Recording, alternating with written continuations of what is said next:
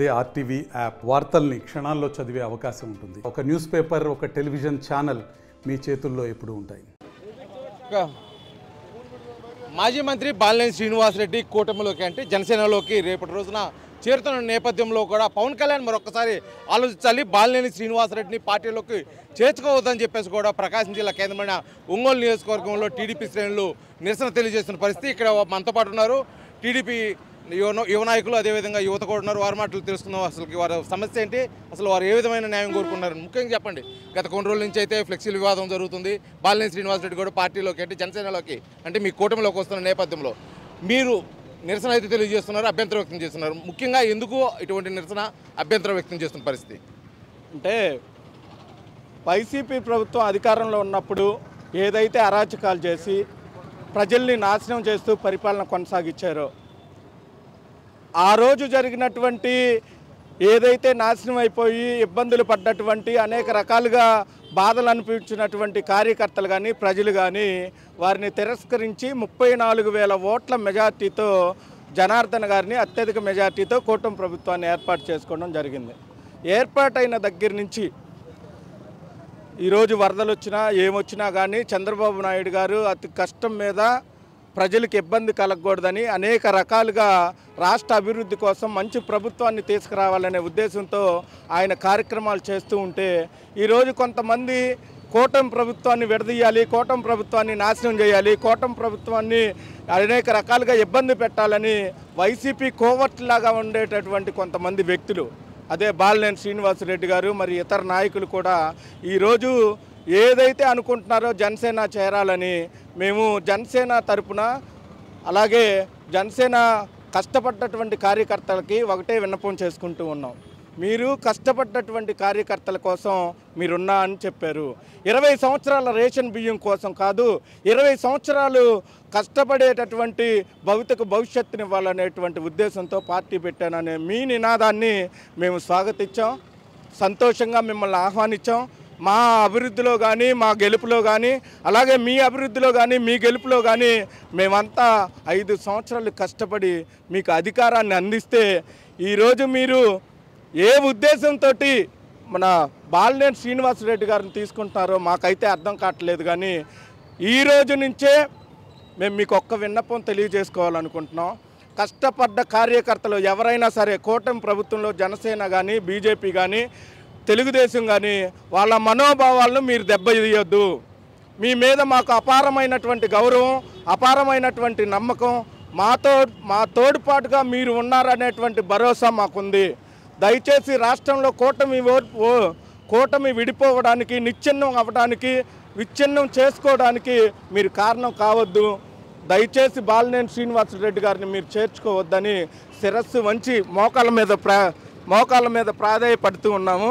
అందరు మోకాళ్ళు అంటే పార్టీ బలోపేతానికి పార్టీలో అనేక మంది చేరుతున్న నేపథ్యం, చేర్చుకునే అవకాశం కూడా వాళ్ళకు ఉంది, చేర్చుకోవాల్సిన పరిస్థితి కూడా ఉంది. ఎందుకంటే కూటమిలో ఉన్నటువంటి జనసేన పార్టీ ఆ పార్టీ బలోపేతానికి ఇప్పుడు ముఖ్యంగా బాలినేని శ్రీనివాసరెడ్డిని మీరు ఎందుకు వ్యతిరేకిస్తున్నట్టు? జనసేన తీసుకున్నటువంటి ప్రతి నిర్ణయానికి కూడా మేము కట్టుబడి ఉంటాం. కానీ అది న్యాయపరంగా న్యాయం అనుకుంటే మీరు తీసుకోవాలి తప్పితే ఇలా ఎవరినంటే వాళ్ళని కబ్జాదారుల్ని, భూ కబ్జాదారుల్ని, హవాలా మంత్రుల్ని మమ్మల్ని కొట్టి ఒక్కొక్కరి మీద 20 కేసులు పెట్టి అంత భయంకరంగా పరిపాలన చేసినటువంటి వ్యక్తిని ఏం ఆలోచించి ఎలా తీసుకుంటున్నారో మాకైతే అర్థం కావట్లేదు. దయచేసి పవన్ కళ్యాణ్ గారికి మాదొక విన్నపం, మీరు తీసుకునేటటువంటి వ్యక్తుల్ని వాళ్ళ యొక్క క్యారెక్టర్ని, లోకల్లో ఉన్నటువంటి పరిస్థితుల్ని, కార్యకర్తల మనోభావాలను ఆలోచించి తీసుకోవాలని మా యొక్క తెలుగు యువత తరపున విన్నపం తెలియజేస్తూ ఉన్నాం. చెప్పండి. అయితే గత కొన్ని రోజులుగా ఈ ఫ్లెక్సీల వివాదం జరుగుతుంది. బాలినేని వ్యతిరేకిస్తున్నారు కొంతమంది, టీడీపీ శ్రేణులు వ్యతిరేకిస్తున్నారు, అటు జనసేన శ్రేణులు వ్యతిరేకిస్తున్న పరిస్థితిలో రేపటికంటే 26వ తారీఖు జనసేనలో బాలినేని శ్రీనివాసరెడ్డి చేరుతున్నాడు. తేదీ ఖరారైంది, స్థలం కూడా ఖరారైన పరిస్థితుల్లో ఇప్పుడు మీరు ఈ నిరసన ముఖ్యంగా దేన్ని ఉద్దేశించి చేస్తున్నారు? అంటే పవన్ కళ్యాణ్ మనసు మార్చుకుంటాడనా, లేకపోతే మీ నిరసన తెలియజేస్తున్న పరిస్థితి ఏంటి?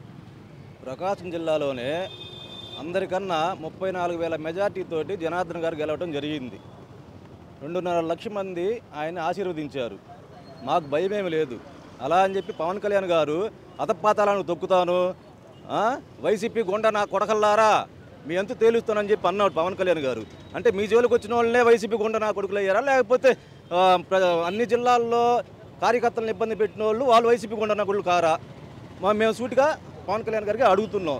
అదేవిధంగా బాలినేని శ్రీనివాసరెడ్డి గారు మమ్మల్ని ఎన్నో రకాలుగా ఇబ్బందులు పెట్టి పోలీల చేత కొట్టించి నీ రకాలుగా చేశాడు. అతను వైసీపీ గుండా నా కొడుకా కాదా పవన్ కళ్యాణ్ గారు చెప్పాలి. అదేవిధంగా నేను ఎవరు జనార్దన్ గారిని సైకో అని చెప్పి అన్నాడు. జనార్దన్ గారిని సైకో అని చెప్పి అన్నాడు. అసలు ఒంగోలులోనే అసలు అతను ఎవరో తెలియదు. అలాంటి వ్యక్తి జనార్దన్ గారి సైకో అనేది ఏంది? జనార్దన్ గారి అమ్మాయి కూడా అనుకుంటున్నారా? అదేవిధంగా 5 సంవత్సరాల నుంచి మేము పోరాడాం. 3 నెలలు కూడా కాలేదు మీరు వచ్చి ఈలోపే భయపడేది ఏంది? అసలు మీరు భయపడిపోయేది ఏంది? అసలు 5 సంవత్సరాలు గుండెలు ఎదురువింటూ ఇగో అందరం ఎంత కష్టపడ్డాం, కొట్టించుకున్నాం. 100 రోజులు మీరు ఆగలేకపోయారు. మీరేం మనుషులు? అసలు మీకెందుకు ఈ రాజకీయాలు? అసలు చెప్పండి. ముఖ్యంగా బాలినేని శ్రీనివాసరెడ్డి రాక కూటమిలో చీలికలు ఏర్పడబోతున్నాయి, అందుకోసమే మేము వ్యతిరేకిస్తున్నామని చెప్పేసి కొంతమంది తెలియజేస్తున్న పరిస్థితి. పవన్ కళ్యాణ్ దృష్టికి కూడా ఒంగోలు శాసనసభ్యులు దామచర్ల జనార్దన్ అయితే ఇక్కడ సమస్యల్ని తీసుకెళ్లడం కూడా జరిగిందన్నారు. ముఖ్యంగా బాలినేని శ్రీనివాసరెడ్డి వస్తే కూటమిలో చీలికలు ఏర్పడతాయంటారా? గడిచిన 5 సంవత్సరాలు ప్రకాశం జిల్లాని భ్రష్టు పట్టించారు.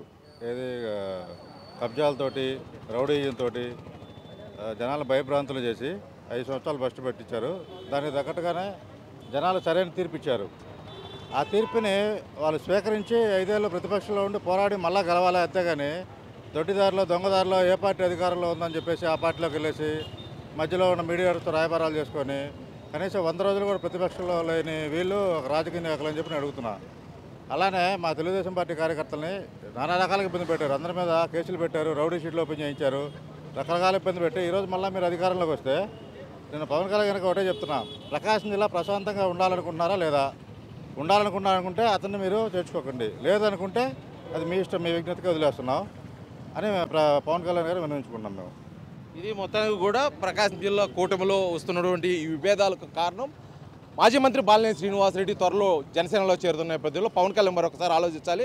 గతంలో బాలినేని శ్రీనివాసరెడ్డి జన సైనికులు అదేవిధంగా టీడీపీ కార్యకర్తలు పార్టీ శ్రేణులపై జరిగిన దాడులు పెట్టిన కేసులను మరొకసారి పవన్ కళ్యాణ్ దృష్టిలో ఉంచుకొని పునరాలోచించి బాలినేని శ్రీనివాసరెడ్డి చేరికపై ఒక నిర్ణయం అయితే తీసుకోవాలి. లేని పక్షంలో ఇక్కడ అనేక సమస్యలు తలెత్తాయని చెప్పేసి పరోక్షంగా కూడా టీడీపీ శ్రేణులు అయితే హెచ్చరించిన పరిస్థితి ఇక్కడ చూడవచ్చు. వీడియో జర్నలిస్ట్ లక్ష్మణ్తో శ్రీనివాస్, RTV ఒంగోలు, ప్రకాశం జిల్లా.